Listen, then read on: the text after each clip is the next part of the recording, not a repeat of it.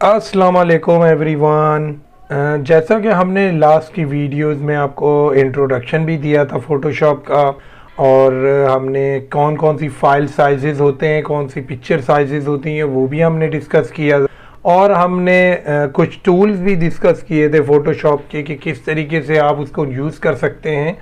तो आज हम उसी को कंटिन्यू करते हैं और आप सामने लेकर आए हैं कुछ नए टूल्स, इसके डिफ़ाइन करेंगे। इनके बेसिक फ़ोटोशॉप के टूल्स हैं इसमें, तो ये कि उसी को हम आगे बढ़ाएंगे कि कौन कौन से नए टूल हम आज सीखेंगे।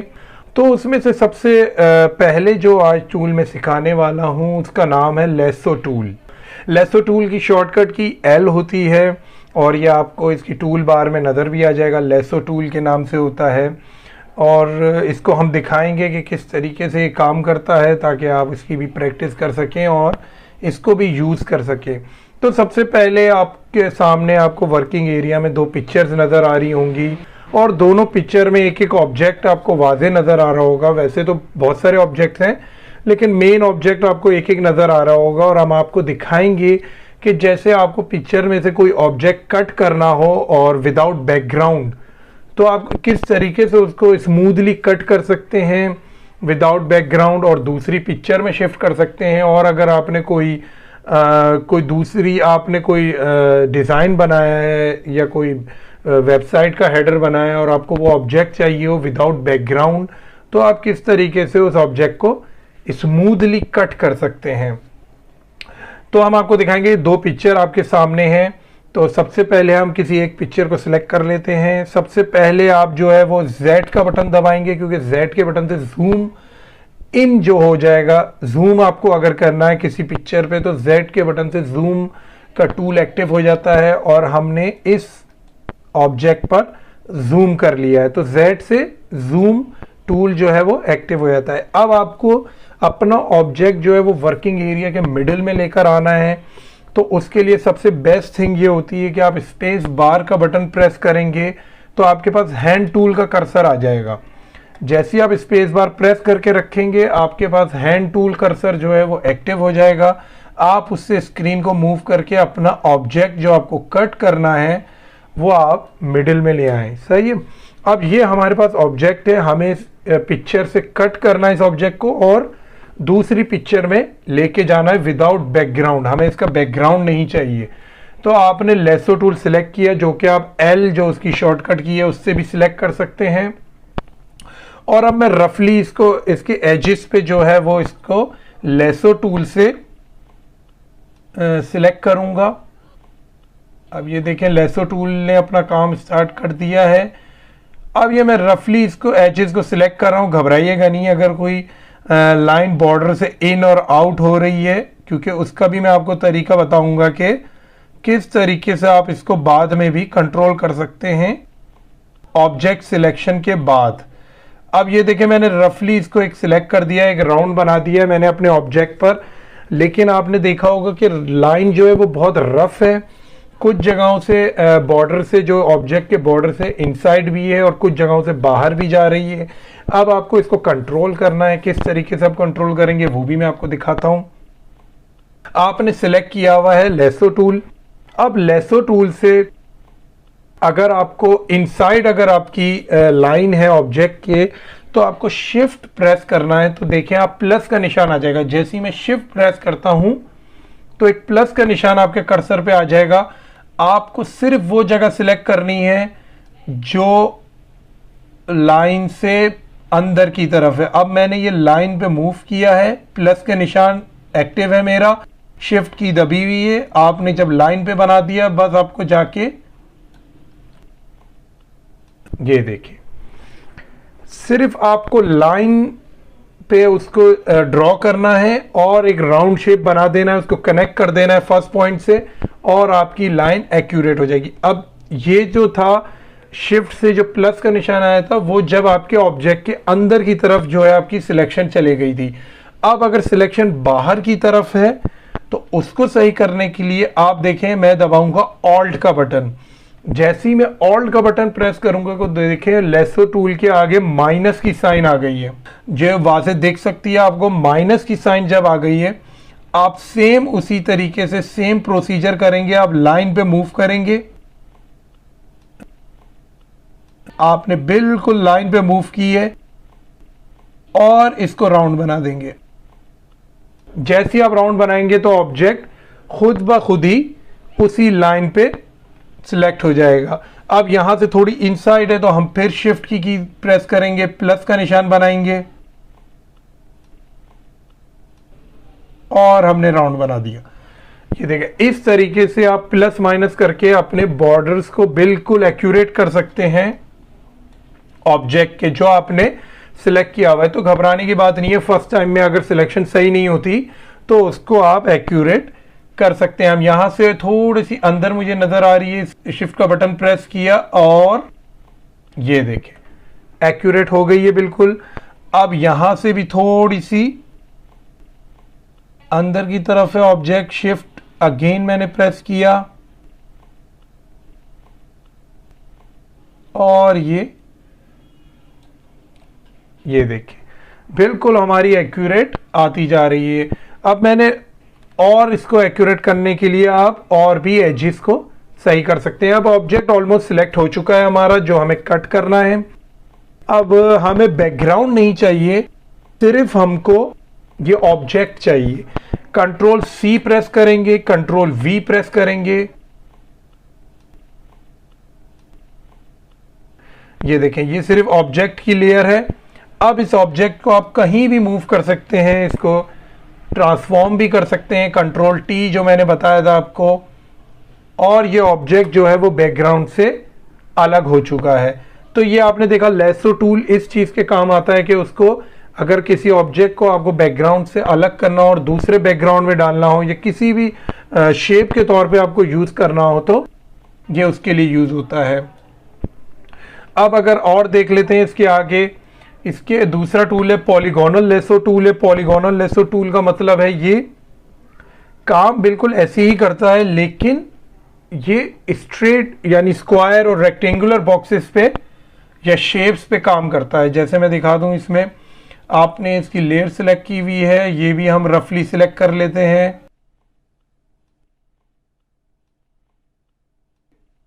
जितना जूम करके आप काम करेंगे उतना आपका बेहतर काम होगा, क्योंकि उसके एजेस जो हैं आपको पता लगता रहेगा कि कहाँ मैं मूव कर रहा हूं अपना टूल।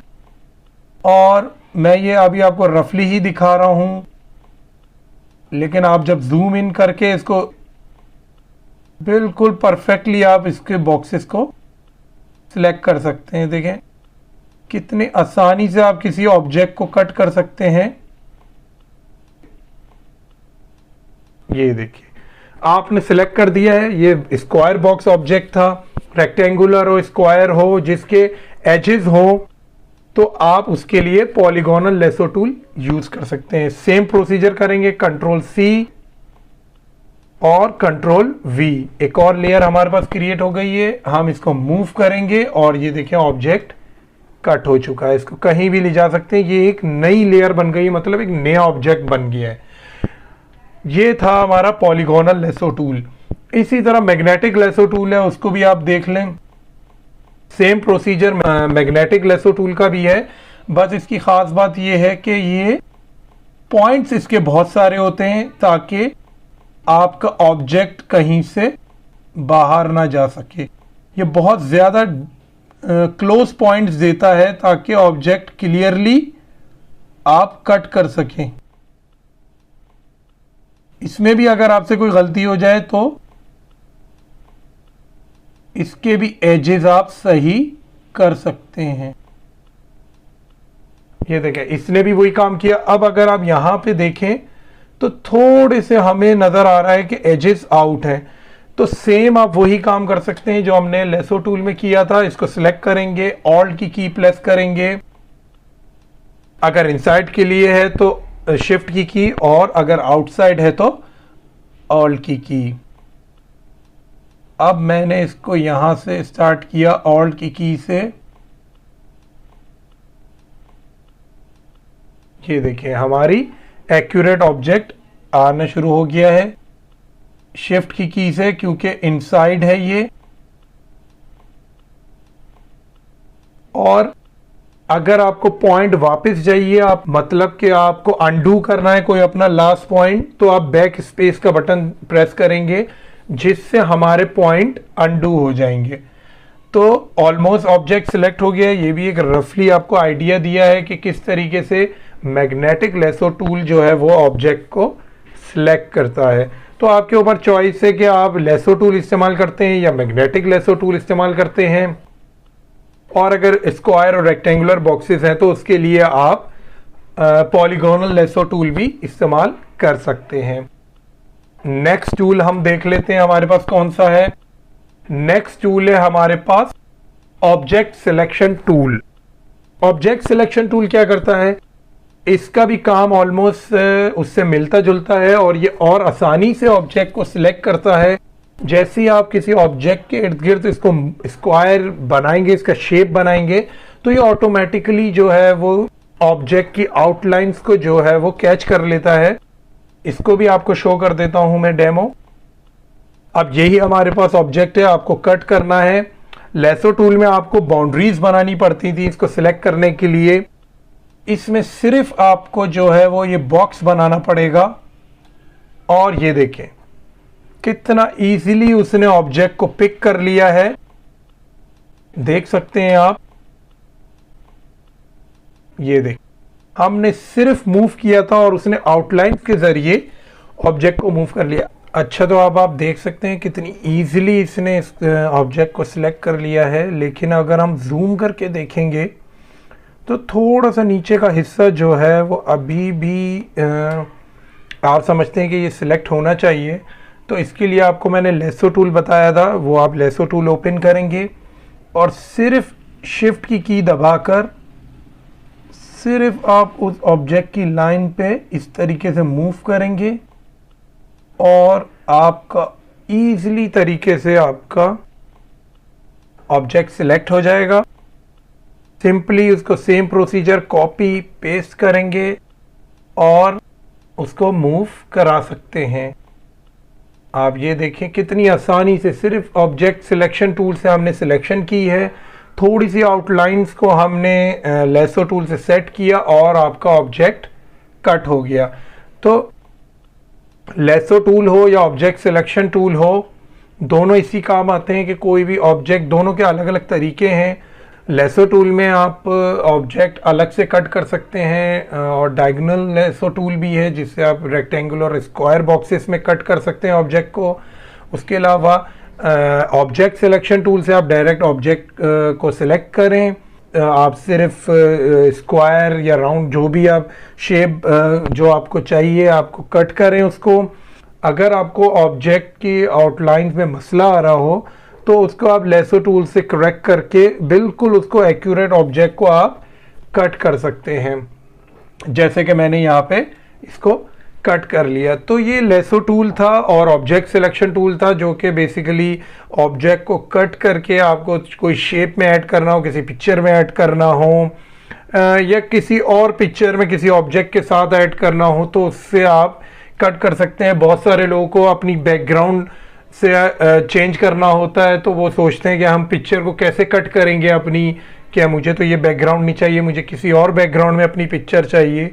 तो ये उसके लिए बहुत काम आ सकता है। आप ऑब्जेक्ट सिलेक्शन टूल से अपनी पिक्चर अपने सिर्फ बॉडी को सिलेक्ट करेंगे, आप उसमें आउटलाइंस देखेंगे, अगर थोड़ी आउट या इन है तो लेसो टूल से उसको सही करेंगे, बिल्कुल आउटलाइन एक्यूरेट करेंगे और उसको कॉपी एंड पेस्ट करके किसी भी बैकग्राउंड में आप अपनी पिक्चर को यूज कर सकते हैं। तो ये आज दो टूल हमने सीखे हैं, लेसो टूल और ऑब्जेक्ट सिलेक्शन टूल। इसके अलावा एक दो टूल्स मैं आपको और बता दूं जो कि यूज होते रहते हैं, जैसे कि मैंने आपको बताया हैंड टूल होता है। और हैंड टूल कब काम आता है, जब किसी हम ऑब्जेक्ट की जूम में हो और हमें मूव करानी हो पिक्चर को, तो हैंड टूल एच से भी सिलेक्ट होता है और स्पेस अगर बार आप दबाए रखेंगे तो उससे भी हैंड टूल आपके कर्सर पे आ जाएगा, तो उससे आप पिक्चर को इजीली मूव कर सकते हैं। उसके अलावा हमने जूम टूल देखा, जेड से आता है ये, और जूम टूल इसको अगर आप शिफ्ट दबाएंगे तो ये जो है प्लस का हो जाएगा और अगर ऑल्ट दबाएंगे तो ये माइनस का काम करेगा। शिफ्ट प्लस ऑल्ट की प्रेस करेंगे तो माइनस। तो हमने जूम टूल देख लिया, आज हमने हैंड टूल देख लिया, आज हमने लेसो टूल भी सीख लिया है, और हमने ऑब्जेक्ट सिलेक्शन टूल भी। एक और टूल है जो कि इजीली मैं आपको बता सकता हूं, जिसका नाम है eye dropper. Eye dropper basically क्या करता है, आई ड्रॉपर जो है वो आपका कलर सिलेक्ट करता है। आपको किसी ऑब्जेक्ट का कलर किसी दूसरे ऑब्जेक्ट में शो कराना है या पेस्ट करना है, लेकिन आपको बिल्कुल एग्जैक्ट कलर चाहिए कि क्या उसकी परसेंटेज है, क्या नंबर है उसका, तो उसके लिए आई ड्रॉपर टूल यूज होता है। जैसे कि हमारे पास ये ऑब्जेक्ट है, हमें इसके कलर चाहिए और बिल्कुल हमारे इसके फेस का कलर हमें सिलेक्ट करना है, तो हम आई ड्रॉपर टूल सेलेक्ट करेंगे जिसकी शॉर्टकट की आई है, और हम डायरेक्ट यहाँ पे क्लिक, जैसी क्लिक करेंगे हम, ये देखिए मैं जैसी मूव कर रहा हूँ कलर चेंज हो रहा है, आप देख सकते हैं। हमें ये कलर चाहिए, हम जैसे ही क्लिक करेंगे तो वो आपके फोरग्राउंड कलर में सिलेक्ट हो जाएगा, और आपको यहाँ से नंबर्स भी इसके पता चल जाएंगे कि कौन से नंबर्स पे कलर जो है आपका, एग्जैक्ट कलर जो है आपका सिलेक्ट हो जाएगा। अब जैसे कि मुझे ये कलर बैकग्राउंड का चाहिए या ये पर्पल शेड चाहिए, तो मैं सिर्फ इस पर क्लिक करूंगा और आप देखें पर्पल शेड आपके पास सिलेक्ट हो जाएगा, और फिर आप उसके नंबर भी देख सकते हैं। तो ये आई ड्रॉपर टूल भी बहुत अच्छा टूल है।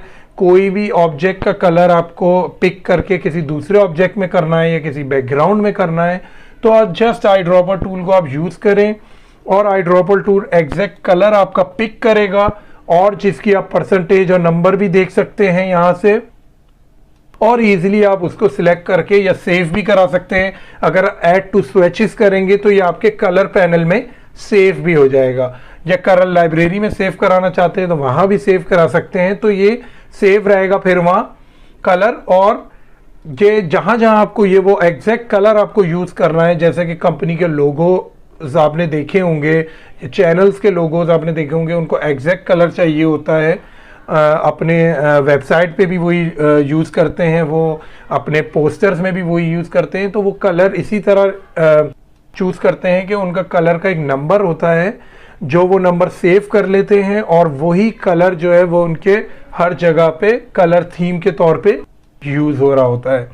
तो उम्मीद है कि आज आपको जितने भी टूल मैंने सिखाए होंगे वो आपके समझ आए होंगे, और वो बहुत इंटरेस्टिंग भी है, आप उनको ट्राई भी कीजिएगा। और ये कि जितना ज़्यादा आप उसकी प्रैक्टिस करेंगे तो, और शॉर्टकट की भी आप प्रैक्टिस कीजिएगा।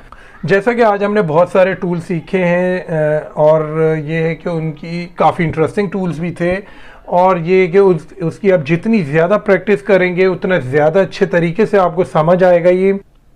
तो जैसे कि मैंने आपको ऑब्जेक्ट को कट करना बताया, उसके कलर पिक करना बता दिया, जूम इन जूम आउट बता दिया, और किस तरीके से हैंड टूल को सिलेक्ट किया जाता है वो भी आज बता दिया, किस तरीके से ऑब्जेक्ट को सिलेक्ट करके एक पिक्चर से दूसरी पिक्चर में ले जाया जाता है, वो भी आपको क्लियर हो गया होगा। तो ये कि इसको ट्राई करें आप, तो ये कि उम्मीद है कि आपकी जो प्रैक्टिस में और आपकी नॉलेज में इजाफा होगा, और जो लोग बिल्कुल पहली बार काम करना चाह रहे हैं तो उनके लिए भी बहुत फ़ायदा होगा कि किस तरीके से टूल सिलेक्ट किया जाता है, शॉर्टकट की से भी और डायरेक्ट टूल बार से भी। आप ज़रूर ट्राई कीजिएगा, काफ़ी इंटरेस्टिंग टूल्स हैं, और ट्राई करके आप जब यूज़ करेंगे तो आपको और भी ज़्यादा फ़ायदे इसके नज़र आएंगे। इंशाअल्लाह अगली वीडियो में कुछ और टूल्स के साथ आपके सामने हाजिर होंगे। तब तक के लिए अल्लाह हाफिज़।